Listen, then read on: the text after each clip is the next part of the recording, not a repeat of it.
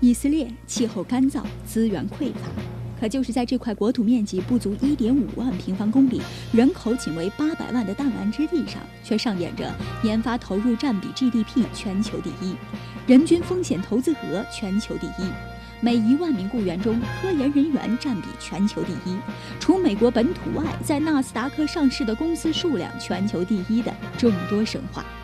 如今的以色列已然跻身于世界经济强国之列，并成为了名副其实的全球科技创新工厂。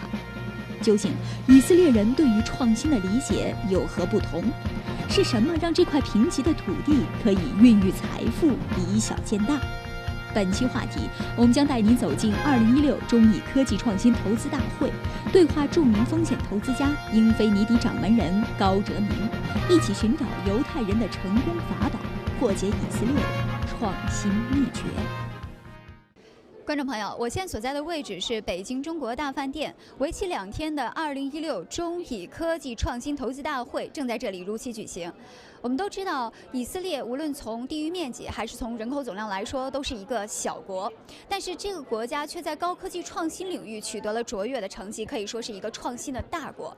那么以色列成功的秘诀在哪里？他们创新的动力又体现在哪里呢？让我们一起走进会场，一探究竟。面对跻身于世界第2大经济体的现实，中国对于以色列的吸引绝不仅仅是一个“新”字就能概括得了的。庞大的市场体量为以色列的创新科技提供了天然的孵化沃土，于是越来越多的以色列企业带着他们的技术与产品纷纷来到中国，并将未来的发展目标牢牢锁定在中国。 We are heading in the near future to expose our R&D team as well to China, because we understand that we need to be more involved from the R&D part in Chinese market needs, because what is great about Chinese market is there is, first of all, unpredictable. The second one, there's so much technologies are here at the moment, and you need to be very fast and sharp in everything what you're doing, because things happens and change every 3 months, and the market is so changeable in 1 year. And we must have our presence here. And this is what we took the decision to move the company and one by one to establish our R&D department as well here. 以色列先进的技术与出色的产品的确受到了中国市场的青睐。虽然许多企业也纷纷表示愿意在中国设立研发中心，但在专利引进和后续开发等方面的问题上，却让中以双方的合作隐隐生出疑虑。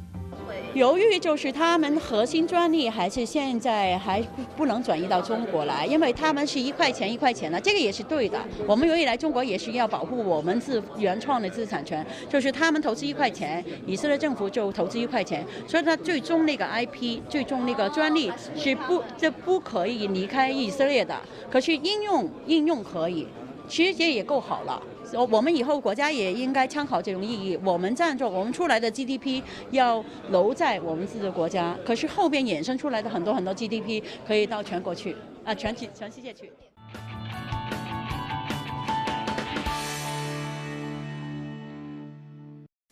其实，早在上世纪80年代，以色列政府就以立法的形式明确政府推动科技创新的主要角色和着力点。时至今日，以色列以首席科学家办公室为总揽，已形成一套以研发经费资助和孵化器支持为核心，涵盖从专利技术到创意成果孵化发展的完整支持体系。所以，针对于技术转移的疑虑，英菲尼迪倒是给出了相对成熟的见解。今天我们看到这个展会上、分会上有很多以色列的公司都来，有些是产品级的，对吧？都是你可以拿过来做代理，你马上可以做，可能有些其实你看得到，它是需要你来开发针对中国的一些应用的。比如说互联网公司，很多以色列公司，它集中在一些这个防范信息安全呀，对吧？这个比如说是具体的一些算法呀，优化你的这个图像处理啊，它只是在很技术的层面，它不足以成为一种应用。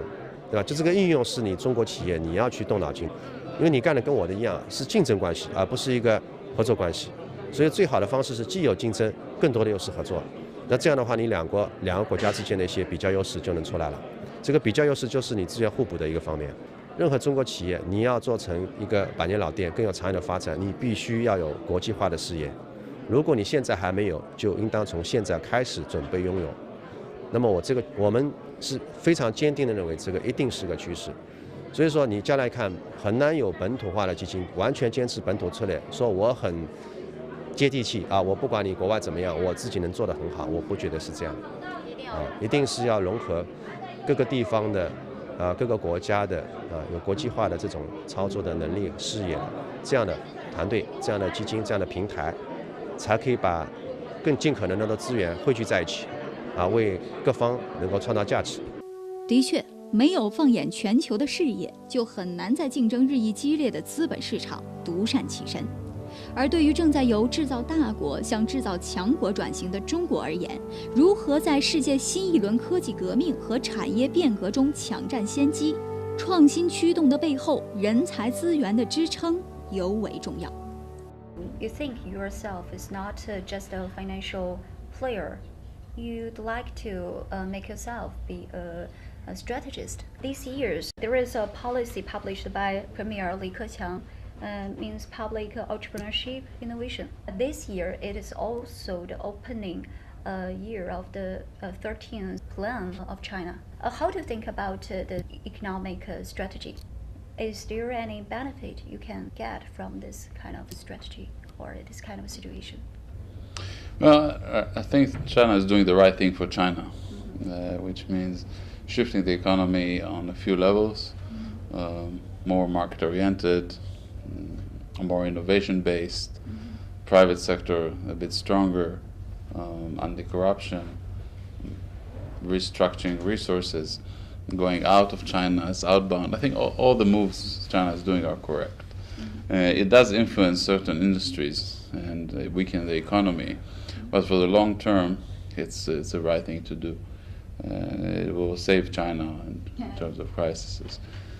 For us, I think the key issue is not the general economy, is to be active in sectors who are growing and reduce your exposure to sectors that are being hit by this kind of change of strategy. So it's more about adopting ourselves to the changes in China. We have heard that there was a cooperation between Israel Institute of Technology and Guangdong Shantou University. Yes. That is a co-education project, I think. Yes. I'm not sure, have this kind of experience to support the education field? Well, we support it in different ways. First of all, by participating in events and considering financing projects coming out of that. We do invest also in a few education-related companies. One of them is called Career Frog. By the way, you're going to graduate soon. I think you should look at Career Frog because it's a platform that enables people who already were experienced as successful in a specific field to mentor other people, young people, whether one-to-many or one-to-one. So it's one of our investments. Yeah, that is also the reason why I ask these questions, because we know talents are the strongest support for innovation.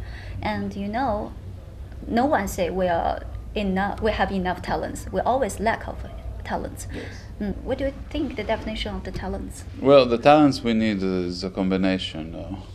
If you bring Israeli technology, you need good R&D people who are open-minded and can accept a technology which is very different.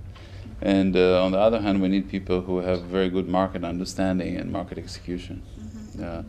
Sometimes it's by partnering, but most of the time you need really people to be outstanding in ability to expand companies and products who are a little bit difficult to communicate because they are very advanced technology or sometimes unclear in the beginning. So you have to get people to communicate that well and execute the product. And the talent is a combination of technical and business talent. 如今的英菲尼迪集团管理着以色列最早的风险投资基金和最大的创业孵化器，透过旗下17支美元人民币基金和数个孵化器，管理着超过上百亿的资产和上百家企业。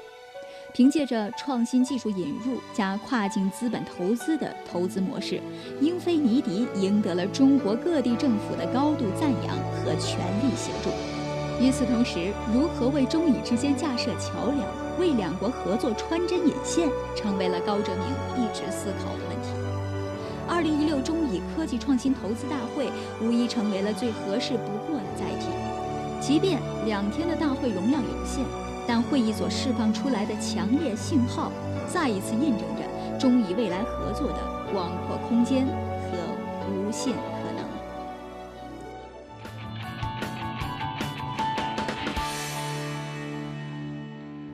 Okay, something new or different. This is number one. Okay. Number two, the act of introducing a new thing and method. You just use a dictionary to answer. See, now you got innovation. If I came with my own idea, something that nobody ever thought before, it's innovative, right? Thank you, ma'am. 有很多投资者在讨论怎么样投资3D 打印领域，怎么样把这个资金用得更好，那就说明了这个行业现在的热度还是足够的大，市场的容量还是足够的吸引人。但我相信全球的眼光在3D 打印方面一定不会放松，一定是一个非常阳光的产业。我们希望增加那个曝光量，然后让多一些厂家他们在设计他们的产品的时候，有考虑到有这样的电池，那它的产品的设计就会更多样化。We started working with Tsinghua. We're also considering submitting a bilateral plan with a university in Shanghai. So we do believe that we can do cooperations with universities. The great minds come from universities, and to develop using our 一方面 technologies. 是看中国这边有什么样的好的，就是说一个发展机会，可能也是说带一些以色列比较好的项目来中国。不仅是你回到新加坡，即便是在中国落地，你们也是愿意的。对对对，中国现在跟过去30年前、20年前的情况也不一样，因为他们有很好的资金来源，由一个整个的国家的一个战略发展，甚至包括提出"一带一路"的问题，他们都很感兴趣。这样呢，他们的技术呢，也可以变为一种市场化的东西，来服务于中国市场。就这个会可以带来一种强大的信息，就是合作这种信息，不是虚无的，一定是能够实现的。